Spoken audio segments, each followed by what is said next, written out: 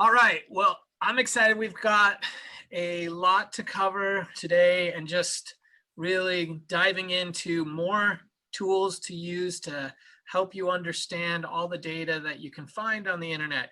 So if we look at what SEO is, really it is the pursuit to drive people to our website, not just anybody, but targeted people that will convert to whatever is our end goal. Okay, so you guys talked about the primary visitors, and in SEO, that is just critical. That's what we're really focusing on. And as I said, I think in our first meeting, if you can really build a skill to drive targeted traffic to any website, you will become a very valuable entrepreneur. Now, let me show with you a real life experience. I alluded to it in our questions at the beginning of this. Is Cameron. He submitted in his homework. He found an unusual problem with how Google views his website. So Cameron, I know we talked a little bit about your website, but tell us again what your website is. So basically it's called Raising Rodents. So it's basically beginner information for rats, mice, hamsters, guinea pigs, all that kind of thing, just how to raise them, what to do, behavior things, and basically anything like that. Yeah, so we can safely say the people coming to Cameron's site, or at least the people Cameron wants to come to that website, are wanting a pet, a cute little rat right here. Not necessarily, they're not viewing them as a pest. Cameron, tell us what you found when you were looking at your keyword ideas in your Google keyword planner. Basically, the majority of it was, how the heck do I get rid of rat mice from my home? Extermination, just, yeah. Basically, they are horrible. Get them out of the house. Okay.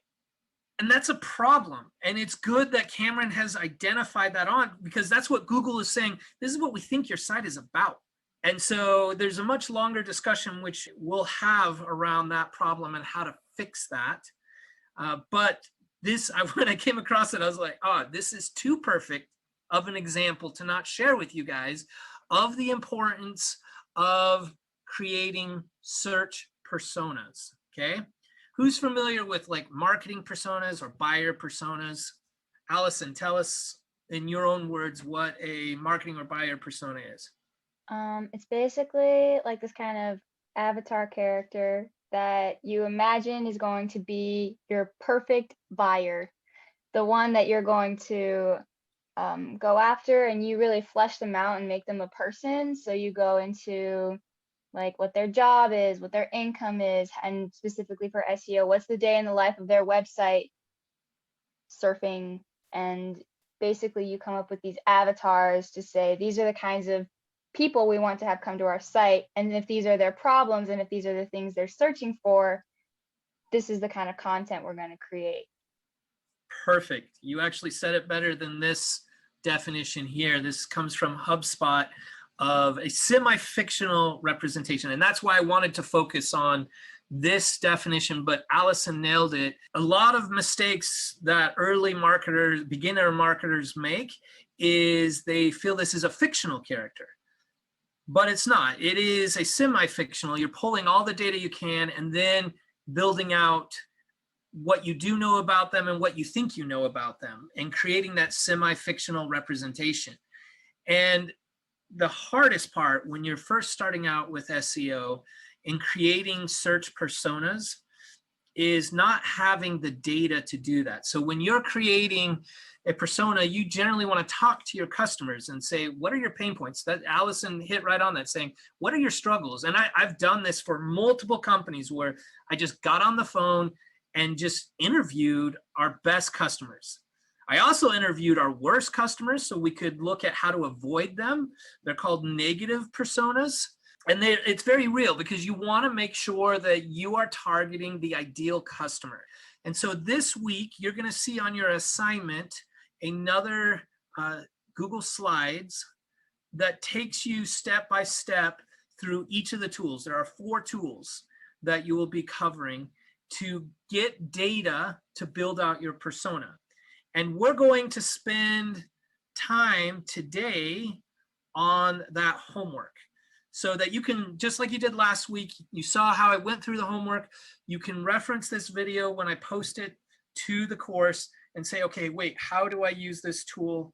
How do I not use this tool? So first, starting out, we're going to just dive right into it, because I hope, what do we have? I show that we have 34 minutes. I hope that's adequate time to go through. There's 48 questions, but don't let that seem like that's a lot. You're just putting in data. But I intentionally did that so that you would capture that data and you can reference it as you go through it. And so when I went and did this, I did this whole thing for Devin Supertramp's site, and it took me roughly about 2 hours to go through everything. Okay, so just to help you out, focus on time-wise what you're going to need to do this assignment. Okay, so first of all, this is the first thing you're going to see. You put in your website, who you think is the primary type of person you want to visit your website. Now, I selected for Devin the chief marketing officer of a business. And then I put in my reasoning, and the reasoning for that is Devin does video production for businesses. That's his primary source of income. So the CMO, and also I looked at, and probably what took me longer in my 2 hours of work, is I also looked at the director of marketing, because that's someone who's just beneath the CMO that's also going to have an influence in whether they go with Devin or not. Okay, so this first one here, this is you. This isn't any tool. This is who you're like, who do I think is my ideal person? Devin is focusing on businesses, so he's going to have a chief marketing officer. He's going to have someone in the business. So the first tool that we are going to look at is called Spark Toro. And let me pull that up. So if you go, can you guys see the website? Yeah, okay. If you go to Spark Toro, this is such an awesome tool. And it was started by the guy that created Moz, Rand Fishkin. And what it does is you can put in just about anything you want to know about, whether it's a person. So I put in here, chief marketing officer, or you could put in an interest. You could just make it as high as marketing. And what it does is it scrapes all of the social media platforms and all of just the keywords around that. So when we look at this, we can see here that the chief marketing officers, we can see the type of social accounts they follow, the type of websites they have here. These here, top phrases and profile bios, these are what most chief marketing officers have in their bios in the social media platform, okay? And so here we can also see the type of podcasts. These are the most popular podcasts that they have listed out, the most popular YouTube channels. You can start to see, oh, wow, this really helps me to think of partnerships, saying, okay, with these podcasts here, if I wanted to target chief marketing officers off of the podcasts, if you're doing more of a B2C play where you're saying, okay, this type of consumer is going to listen to something very different than my CMO. Does that make sense? Okay, so if we look back here, I put in the top 3 phrases in the profile bios. I put in the top 3 hashtags. You're just grabbing that information that you saw on Spark Toro. And it's on the overview, the top 3 social accounts and the top 3 websites. And I put in the percentage as well. So that's something you need to keep in mind, that you want to put in the percentage on it. Next, we're going to see, we saw the podcast and we saw the YouTube. The next link we want to click on is the audience insights here. So the audience insights gives us even that much more data, but this is something that I think is extremely helpful, and that is their political leanings. And it really looks at, okay, how much are they sharing out? That is either left, leans left, center, leans right, or right. Or this is dealing with how factual that is, which is an interesting metric that I would love to know how they came up with that. Also here, and this one is the one you're looking at, the social following, because this is a much more telling statistic here. If we look, it says there are more accounts that they follow that lean left than what they share out. It says they only share out 38%, but they're following political accounts that lean left. Does that make sense? Cameron, it looks like you have a question on your face. It's just kind of wild that you can pull this much information just from a few keywords. That kind of blows my mind. It is insane. So I built, oh, go ahead, Allison. I guess I'm just wondering, like, in terms of political leanings and stuff like that, how is that helpful in our SEO approach? It's helpful in understanding. Like, why would we need this? Yeah. Okay. Great question. So let's think of the type of content you're creating for SEO.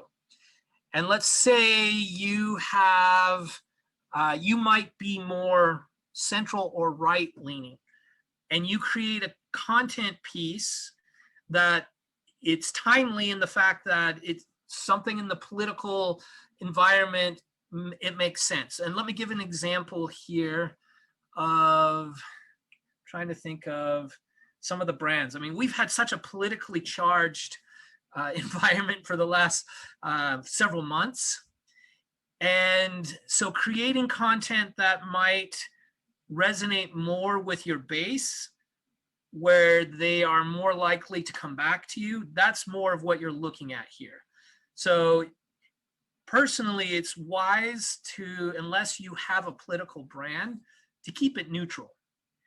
However, knowing that, and let's dig in a little bit deeper, knowing that, let's say you have a brand where a lot of your search personas are very left, we know some things that are important to them. We know the environment's important to them. And when you're creating content, your content can get kind of old. And I did this with a company where we took the interests of our primary demographic and then we weaved in our own software solution. So case example would be, it was an insurance software, and we found out that a lot of our buyer personas were interested in high-end cars. And so we created some content that targeted insurance and high-end cars, because we knew that they would be interested other than focusing on, let's see, budgeted cars. What it does is it opens up quite a bit for you to create some really compelling content that's different from your competitors, because you understand, oh, this is their political leanings. If we could get their religious leanings, that would be even better, because the more we can find and understand them, the better we can bring content that they will like. And the more they like it, the better you're going to do in the search engines. Did that help answer your question? Okay, awesome. So, and you're going to find out in this that there are a lot of things that you're like, well, that may not necessarily help me with SEO. But the one thing I want you to consider is that we as humans are multi-layers. We're not just like, oh, I am so focused on rats. That's the only dimension to me. Or I am so focused on life coaching. You know, that's it. Or, you know, Mongolian ties. There's so many other elements to us that makes it where if you just focus on one thing, you're missing out on a lot of other people that might have this similar interest. And we're going to see that in the next tool. So right here, you're going to focus on your political social following. What I have here is I took the top 3 and said, okay, they're following 41% left, 31% center, and 18 really left is what we're looking at. And then we can see that the distribution of that is New York City, London, and greater Boston area. So as you're looking through, the next thing you're going to look at, we'll jump down. We're going to go here. This shows what I was talking about here. City level geographic distribution. This is where you'll mainly find them. We can see that the majority of the CMOs that are online in social media are high. There's a high concentration in New York City, 12%. So Then we're going to look at what's the major social media network. So Facebook with LinkedIn not that far behind them, which is very telling about the type of person that I'm profiling. And then we're looking at how much do they post a week. So really 0 to 10. And to me, I bet you more, it would be interesting to dig in to see how many are at 0, because we're dealing with very busy professionals. But you see 100 plus, that's number 3. And that's a lot.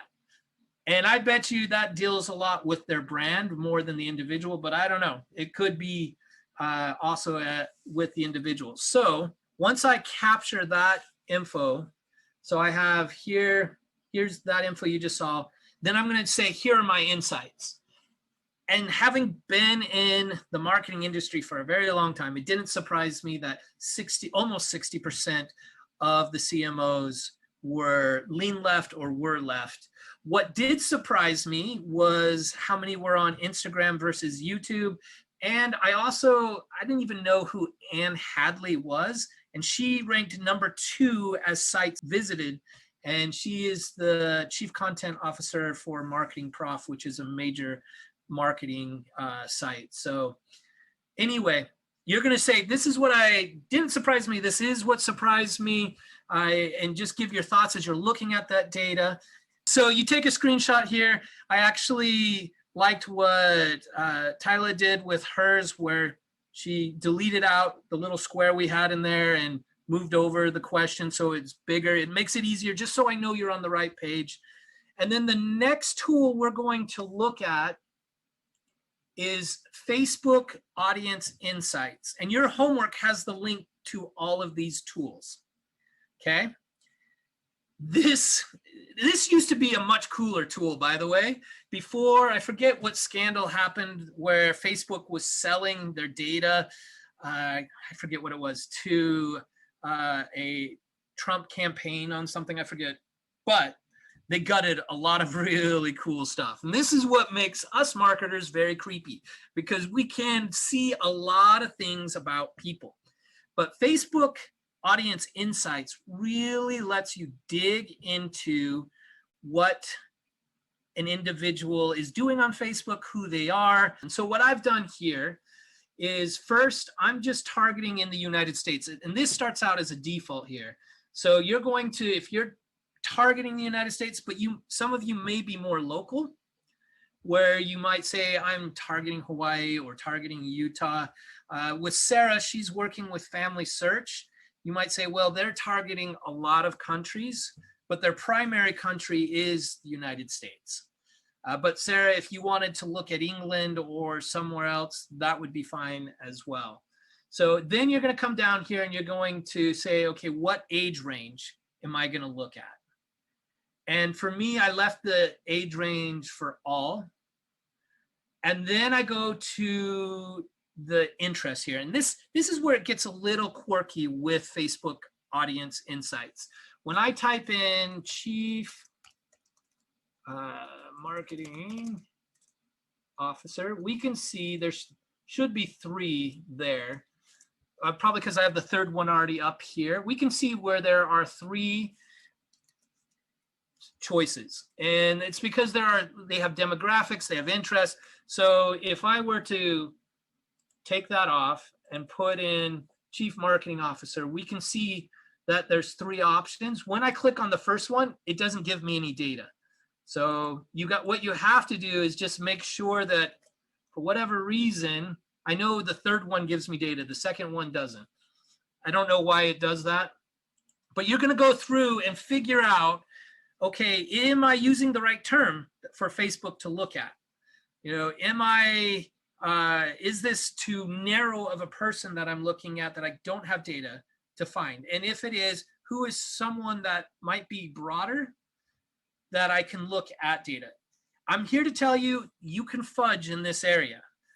If you're like, Brother Wilson, I am so frustrated that I am unable to find the data I want, try other names. Just in the homework, just state, I had to switch out, let's say for the marketing director, let's say I wanted to look at the marketing director and I couldn't find the data I wanted. And so I said, I put in the chief marketing officer because they're part of this decision process. Okay. So this is key. You got to put it in the interests. So when you guys are going through this, if you don't put in who you're targeting here, this is all of Facebook. 55% of women are on Facebook and 45% of men are on Facebook. But when I put in my interest here, we can see that now up here, 59% of women are CMOs, are chief marketing officer, or have some sort of strong connection to it, and 41% are men, which that's huge and is a surprise that I found here. So when we pull up your homework here, we're going to put in the geographical area as the United States. The primary interest of your main search, I put in chief marketing officer. I put in the gender percentage, 59%, 41%. And then going back, the primary age group. So we can see 55 to 64 is the primary age group for women that are CMOs. Another surprise for me when I did this. I've been in this industry for a long time and I didn't expect to see the age, one, to see women to be the prominent CMOs. Also, if you look at men, we see their highest one is between 35 to 44. So men are generally younger as CMOs than women, which just, that could be a whole nother poli-sci conversation we could have, but we're not going to. So here we're also going to look at the relationship status. 64% are married, 65% have a college degree, and then their number one title, which this shouldn't surprise anyone, is management.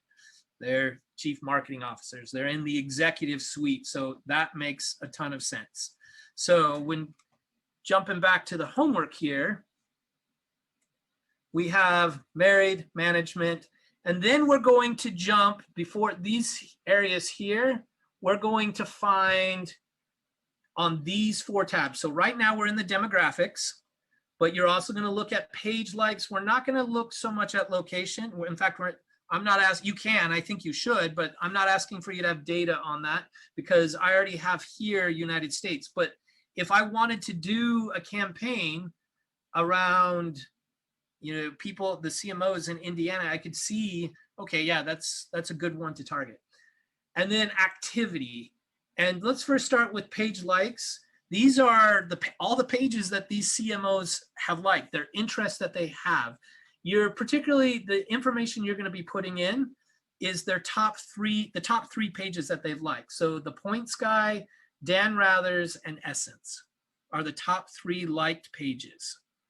Okay, we're going to put here the top 3 pages liked, the Point Guy, Dan Rather's. This one right here, it moves us over to the activity. And I'll jump on your homework and actually put tabs on it so you guys know to jump over to here. This shows us exactly how often they're on, which would be helpful, but I'm more interested in their devices. And this goes back to Allison's question is, why does this data matter? I think that is such a profound question when you're doing all of this. So this is interesting. You want to look at here, primary devices. You don't care as much about all devices used, but primary devices. When we look at that, for my CMOs, 98% of them use mobile. Guys, that is astronomically high. And that tells me that Devin better make sure that all his stuff is very mobile friendly. And we can see when we go looking at all the devices that they use their laptop some, but they hardly at all ever, if never, use a desktop, which tells me what? They're not in the office. It means they're traveling a lot. That's why they're on the mobile all the time. So this is why very interested in here and what your homework, when you're looking at your content, this is telling to know, okay, I need to make sure that I'm focused on mobile, or whatever you guys have. Does that make sense? Okay. So from there, then primary device name is this right here. We can see the iPhone right here and the iPod. I doubt it. They're on iPods, just saying. But I do think it's an iPhone is at 61%. So when we're looking at primary, we have that at 98% and 62%. So make sure this will catch you guys. Make sure it's on primary devices. That's what we're interested in. Okay, this is my insight of what I talked about. I already kind of shared the surprises I had with it, so I'm not going to go through it here, but you're going to say, this is what I saw. Okay, so we're through the second tool, and take a screenshot here. I'm particularly wanting you to click on demographics. I need to make sure with your interests, actually you would see that on any of these, but I want to see the demographics, the age, gender. So take a screenshot of that.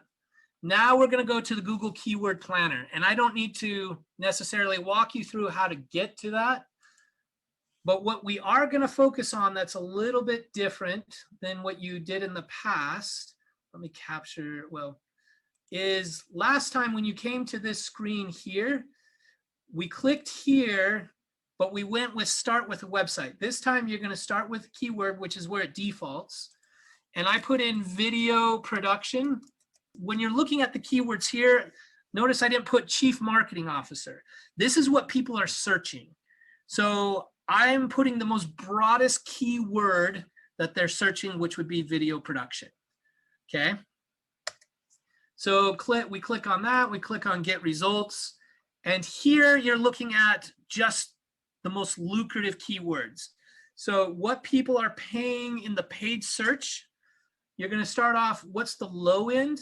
Because these give you different ones. So the low end on explainer video agency is $18. And then clicking on the high end, we can see that didn't change, but some other ones did. You're looking at 5 keywords here, and you're going to look at the low end. You're going to take top 5, and you're going to take the high end top 5, and you're going to see which ones overlap and which ones don't. And the reason for this is we really want to know the value of the keywords that people are looking at. So for example, we see here on the high end with animated explainer videos, that on the high end is $27, but low end, that's $9, meaning it isn't as valuable on the low end of it. Whereas we can see this one, it's at 18 and it's at 32. So you're really assessing how valuable are these search terms that we're looking at. And that really is all you're doing with the keyword planner, where you're just saying, okay, here's the high, here's the low, here's the high, and here are the keywords that were only found on one. Allison. I'm a little confused as to what the dollar, like what people are actually paying for when they pay that money. Is this like people are willing to pay this much for this ad? Yeah. Or... So if we put in, let's put in video production. And this is not so much, this isn't SEO as it is paid search. Okay, but so this it's is telling us, yeah, so it's these ads right here. So when I clicked on this ad, I just spent $31 of this advertiser here because it's pay per click. That's how Google is a multi-billion-dollar company, is this paid part right here. And so we're looking at what are people paying to be at the top here? What are they paying? What's the high end of the low and what's the high end of the high? Because that's going to help us really understand what keywords are the most valuable. Does that make sense? Yes, thank you. So we did the 5 highs of the lows and the 5 highs of the highs. And that gives us here, there's 3 keywords that weren't found on both, because there's going to be some significant overlap. You might, that's why I say it's okay if there's none. You might have the top 5 in both categories. Okay. And then this is your insights. You know, it's just, oh, hey, these are what people are looking for. This is what Devin should focus on, or this is what Devin isn't going to even touch. Okay. And then a screenshot. So we're going to cover, and this one's pretty quick, is answer the public. Okay. This is a fun tool, guys. A very fun tool where answer the public takes the autofill of Google. So when we go to Google and we type in here, video production, we can see there is saying, hey, did you mean this? Answer the public is addressing it. It's capturing all of the autofill that Google has there. So if I put in video production here, and this is important, guys, notice you can ignore the guy talking to you, but here it defaults to the UK because this is a UK company. And so you want to make sure that you put it in the country you're focusing on. So you guys can, Taffy and Mason that are focusing on China, you can actually put that in here with China. You're going to, again, do what you did in Google, take your broadest keyword term and put it for this. And so I put in video production, and you can download, let's see, I have it open right here. Once you put it in, you get all these cute little visuals that drive me insane. And that you can just click on data right here, and it gives you just what people feel around those questions. It's really specifically focused on questions. And then right here, you can actually download it into an Excel sheet. Just going to show you what you would put in on your homework. You're going to put in how many phrases it found, the term you used, and you're going to choose 5, and you're going to say on these 5, is this a negative? And let me show you a good example of a negative. How much does video production cost? I put that as a negative because they're very focused on cost, but down here, can video production continue in lockdown? That might be fear-based of like, oh, hey, we've got lockdown here, but it's a positive because they're trying to say, can we still do it? Even though we're in the pandemic. So you're going to go through 5 of these terms and say, is this a positive term? Are they looking for things that are good for my brand? Or is this a negative term that's motivated by fear? Or I have several neutral, the video production process. Basically, what is the video production process? That's neither negative or positive. All right, so we're at the end of this. Answer the public. One of the great things about this tool is it unearths great questions that people are asking around the search terms you're looking at. So looking at that, once you have that data, you've chosen 5. So I had 298 that I could choose from. And I went through all 298 and said, you know, these 5 really relate to the CMO.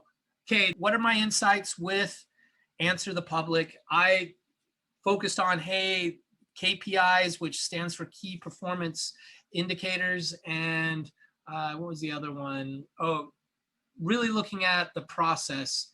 One thing that I noticed when doing this was realizing that it was very location based.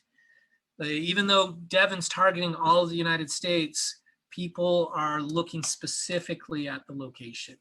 So that was something I took note of. Okay. Now that you have all this data, now it's time, oh, here's your screenshot. Now it's time to actually build your persona. And guys, this right here, this link is going to be the most helpful for you. If you click on it, it'll take you to this article, How to Build a Search Persona with No Data. Because the main reason is I want you to have these search personas. I want you to realize if you have data with analytics, data with talking with customers, it will only help you doing this. Okay, so now we're saying, okay, I've got all the data, I've analyzed that data. Now let's create our semi-fictional person that we're going to build. I have Kate Parker. I just made that up, that name up. I chose female because of what data I found in Facebook, that it was predominantly female. And then her background here, this is where you get more into the fictional stuff. I said she was 58 years old. Who knows? Like, it's like we know that she's in between 55 and 64.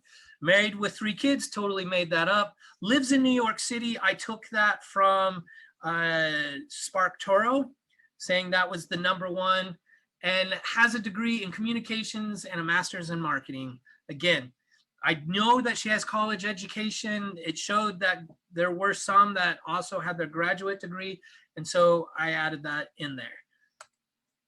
This is something on question 42. What is the annual income of your search persona? Okay. This may not be as pertinent to, well, it's still pertinent no matter what. It may be harder for someone like Cameron saying, okay, I'm looking for a pet owner. Okay, well, that's pretty broad. My CMO can be a pet owner. And so as you're considering that, saying, looking at all the other factors, you know, let's say it's someone that's 19 years old. Well, they're probably not going to have a annual income of $236,000. Okay. But for those of you that have it where it's easier to say, okay, mine's a homeowner or whatnot, just Google it and put in, like I put in average salary of CMO in New York City, because that's where my persona is from. And then here is, you know, what is the day in the life of your search persona? Pulling all the data, like I told you, I can tell that since she's not in the office, she's not on a desktop, she travels a lot. That means she uses her phone a lot. She's probably not like your average entry-level digital marketer who is in the trenches and on the internet all the time. She's probably she's familiar with it, but she's not going to be as active in it. I put her, because she's more left-leaning. NPR's a left-leaning publication, and the New York Times is also. And so that's going to be more of the media that she's listening to. You could also put in the podcast or YouTube that you found in SparkToro. And then the last point, I took all that other data and I said, okay, she's probably in a lot of meetings and probably in a lot of online meetings, particularly since she travels, even before the pandemic. And so I'm assuming that she uses Google Docs for her needs. Okay. This is where your creative writing over in your English class really comes in handy. Okay. Just putting together the dots, saying, who is this person that we're marketing to? So what is your search persona's favorite website and primary technology? We have all that data again in Facebook and in SparkToro. Okay, what are the hopes and fears of your search persona? This is Answer the Public tool. And here I took those questions and I said, okay, we have KPIs, we have cost. So she's mainly question 2, looking at cost and effectiveness. Question 1 is more of me deducing. She's the CMO. She's probably going to be very concerned about the brand of her company. Okay, wants the company to select the right agency. That's why she's looking at the processes from Answering the Public. And she doesn't want to hire anyone that will create more work for her. Okay, and that deals more with she's busy. So once we have all of that, the last thing you need to do is come up with a quote around your person. This is very common in personas. This is a quote that really just typifies who your person is. So we have here, there we go. This is the one that I did for Egghead Homes. And theirs was, my family safety is the most important to me. And that's dealing with home security and the smart homes particularly. And so with mine, I want a quote that relates directly to Devin. So I want a long-term partner who I can trust to do quality work without a lot of oversight. That is every CMO's dream, of saying, I want someone that I can just hand it off to and they're not going to cause me headaches. Okay, then you put in the logo, you put in a brief write-up of who this person is. And this is just something that I wrote up on my own. And then you have a template on the last page, or the second to last page of your homework. And this template, you'll just plug in all that information that you just collected here. Okay, so now you're going to have this video to help you out. And you're also going to have the article over on plw.me. Okay, well, I don't want to keep you guys any longer. Thank you. Yep, take care, guys. Thanks.